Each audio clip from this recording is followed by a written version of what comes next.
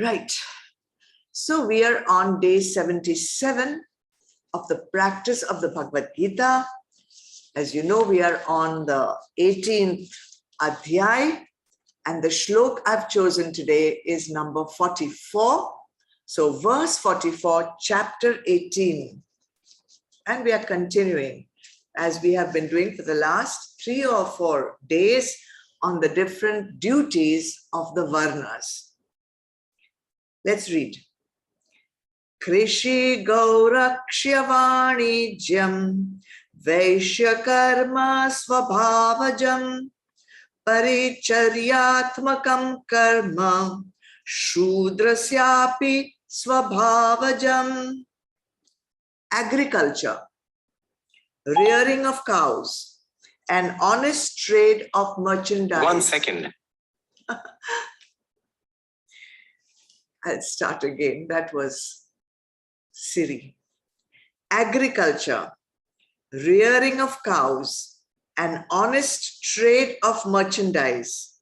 These constitute the natural duty of a Vaishya, a member of the trading class, and service of the other classes is the natural duty even of a Shudra, a member of the labor class. So, we have already discussed the natural duties of someone with Brahmana gunas.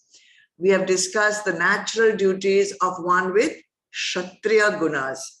Today is of Vaishya and Shudra. But reading a shlok like this without some proper explanation may result in misunderstanding of the full meaning of the shlok. Because for us, agriculture and rearing of cows, it's so out of context that we would probably just, gloss over this shloka saying this is not for me. So we need to understand it properly. So here we have 3 natural duties of Vaishya and 1 of Shudra. Let's take the 3 Vaishya duties first. So the first one Bhagavan says is agriculture or Krishi. Now, those born with Vaishya guna will be very successful in producing consumable goods from natural resources that can be sold. All right. So now the person has to be able to produce a product which is consumable from a natural origin, and it should be sold. So this is not just in the area of farming. Krishi, agriculture, is given as an example of a Vaishya guna that can create, that can produce wealth from any product. Okay, so he can convert any area into a business project. This is a natural tendency. They are business-minded and they can convert any area producing any product and they can make a business out of it. So Krishi here really means a natural skill, an aptitude that you're born with in creating a business opportunity that produces wealth. So agriculture produces crops, but here it can produce wealth from any area. All right. So this is not just for a farmer, it's for anyone. What is the sadhana for the rest of us? Bhagavan would say that if you have this aptitude to create a business, some business opportunity, then follow the calling.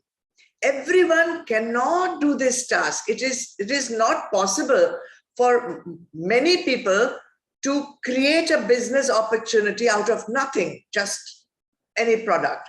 So don't ignore your calling, because if you have this aptitude and you do this, you will be doing your swadharma. And if you'll do your swadharma, you will be very successful. Plus, there are many other advantages which we are not going into right now of doing your swadharma. Now the second, so the first one was to create. The second lakshan of Vaishya Guna is rearing of cows and cattle, Gauraksha. Now this seems even more, far-fetched for us, because where are we going to put a cow? I mean, it's not possible. We live in urban areas where there is hardly enough space for our own selves. So now where will we put a cow? But in ancient times, rearing animals and cows and cattle was a highly lucrative business. In fact, there was always one cow at least in every home. Animals, cows, other cattle were considered as wealth. And therefore, just as today we protect our wealth, they would protect their cow as if they are protecting their wealth, because a cow is very sacred in the Sanatan Dharma culture. So the first Vaishya Guna is to create wealth. And the second Vaishya Guna is to protect that wealth. So when you're protecting the cow, it's a symbol of protecting wealth. Today, we don't have cows, we don't have, place to put the cows. So we say, but we still have the Vaishya Guna.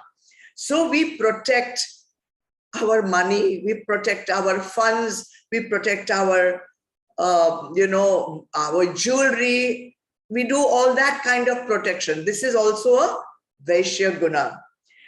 It's not just restricted to wealth of a person, but even if you're protecting the wealth of a country, like a society, a community, that is also considered Vaishya Guna. So now what can we do? How do we see this in ourselves? Create and protect.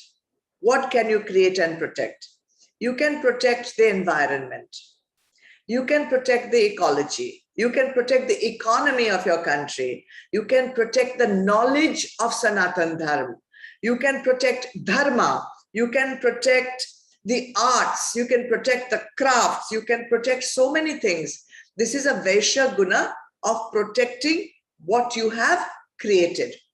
So first is create, then you protect.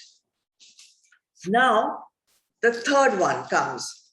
Honest trade of merchandise, Vanijyam, trading. Now, goods and wealth, which is produced, has to be kept in a continuous state of movement, flowing, giving, receiving, exchanging. So one who has Vaishya Guna knows how to make the money flow, how to make their money create more money. It is called the art of len-den. So not only on an individual level, but even in the economy of a nation, how much money is used, how it is made to flow in all levels of society is the job of the government, to monitor the flow of wealth. All right. Even if you see in your own body, for example, we need the blood to flow and carry the nutrients to all parts of the body. We cannot have the blood hoarded in one organ. We cannot have the blood hoarded in one place. If that is so, other organs would be diseased and probably die. So a constant flow of blood is required to all parts of the body. In the same way, money is needed to be continuously flowed throughout society for that society to be healthy economically. All right. Now, how does this apply to us? Whatever wealth we have, whether it's money, knowledge, love, skills, whatever, keep it flowing. Share whatever you have and make other people also become a part of that wealth that you have. So there are three duties of a Vaishya: creation of wealth, and wealth is of many kinds, protecting that wealth, and then keeping it flowing by sharing it with others. And then there is one Shudra duty, and that is to be of service to the other Varnas. All right. This is the capability of a Shudra, is to listen to the ideas of those from Brahmana Gunas, Kshatriya Gunas, Vaishya Gunas, and they are very good at implementing those ideas. The one with Shudra Guna is doing the greatest seva, because without them, the Brahmanas would not be able to study and teach the knowledge. The Kshatriyas would not be able to protect without the Shudras cooperating with them. And the Vaishyas would not be able to do their dharma of producing and transporting the goods. So the Shudra Guna people are helping the other three Varnas do their dharma. And therefore, it is an equally important Varna as the other three.